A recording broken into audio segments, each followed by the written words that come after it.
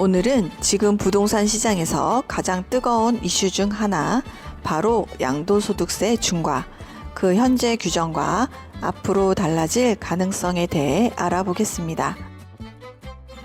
최근 정부와 시장에서는 양도세 중과 유예가 5월이면 끝난다는 논쟁이 계속되고 있는데요.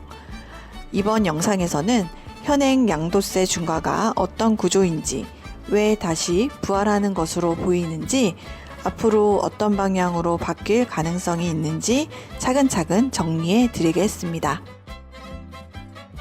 먼저 양도세 중과가 정확히 무엇인지부터 살펴보죠.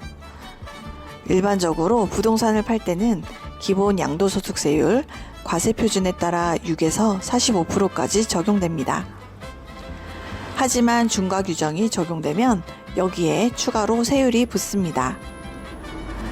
그렇다면 중과세율의 구조를 살펴볼까요? 조정 대상 지역 내 다주택자로 2주택자일 경우 기본세율 더하기 20%가 더해집니다. 3주택자일 경우 기본세율 더하기 30%가 더해지고요. 여기에 지방소득세 약 10%까지 더해지면 3주택자의 경우 최고 82.5%까지 실제 세율이 올라갈 수 있습니다.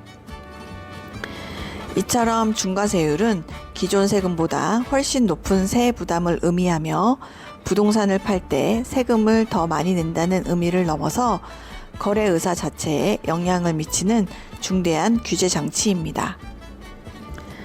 사실 이 중과세는 세법상으로는 여전히 살아있지만 정부는 시행령을 통해 적용을 한시적으로 유예해 왔습니다.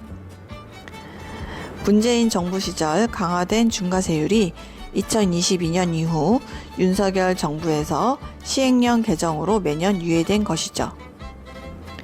그리고 이 시행령 유예 종료 시점이 바로 2026년 5월 9일이라는 것이 최근 뉴스에서 반복해서 확인되고 있습니다. 최근 이재명 대통령 역시 양도세 중과 유예를 더 연장하지 않겠다고 공식 언급하며 5월 9일 일몰 이후부터 중과세의 사실상 부활을 확정하는 방향으로 정책 의지를 표명했습니다. 그렇다면 왜 지금 이 문제가 다시 불거지는 걸까요? 가장 직접적인 이유는 정책 신뢰와 시장 영향입니다. 다주택자는 지난 수년간 이번에도 시행유예가 연장되지 않겠나 라고 기대해 왔습니다. 반복된 유예 때문에 버티기 전략이 시장에 자리 잡았다는 분석이 있습니다. 하지만 정부는 정책을 계속 유예하면 시장의 왜곡이 반복된다는 입장으로 정상화 의지를 밝혔다는 점에서 양도세 중과의 부활이 향후 부동산 시장 운영 기조와 연결될 수 있다는 평가가 나오고 있습니다.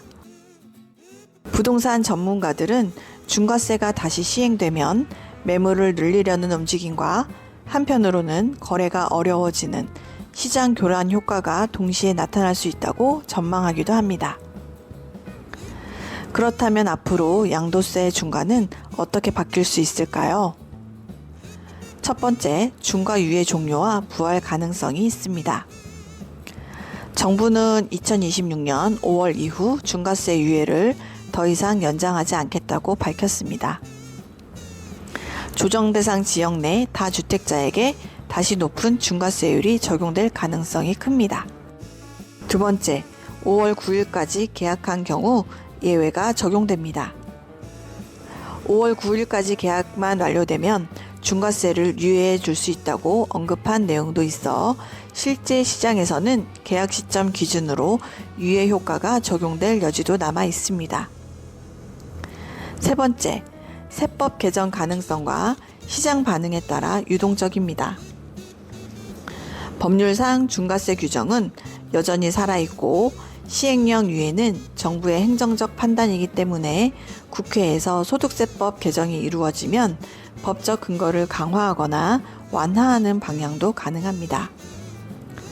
다만 정치적 여건에 따라 세법 개정은 쉽지 않을 것이라는 분석도 존재합니다.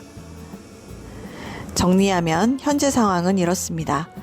법률상 중과 규정은 존재합니다. 그러나 정부는 시행령으로 중과를 한시적으로 유예해 왔습니다.